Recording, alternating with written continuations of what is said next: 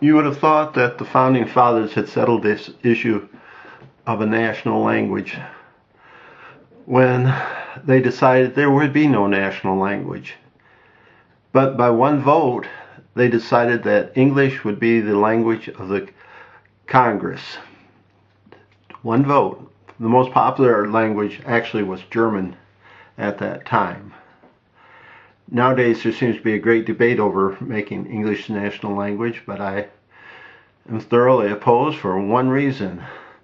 I've always sort of had the philosophy that if a country doesn't expand, it'll shrink.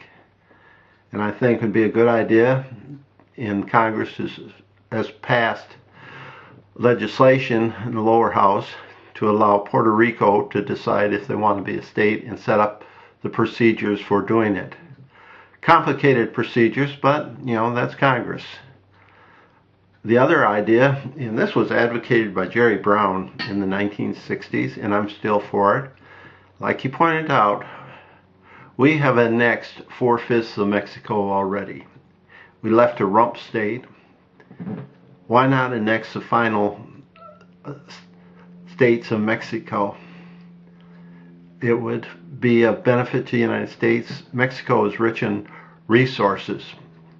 It's a rich country. It doesn't have the huge debts like the United States. It doesn't have the problems the United States has.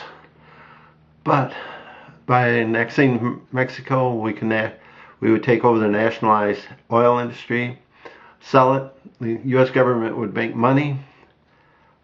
We would solve our border patrol problem because we'd have a very much smaller border.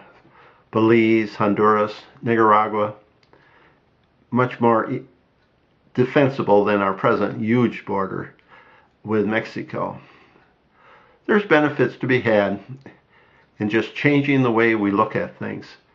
People make things too complicated, and it shouldn't be. My theory has always been, and I grew up in a town that spoke 30% Polish, about 15% Dutch, and I grew up playing with people who I had no idea how to speak their language. Never bothered me then, doesn't bother me now. If I need to know what they're saying, I'll find out. Otherwise, none of my business. Thank you. Bye.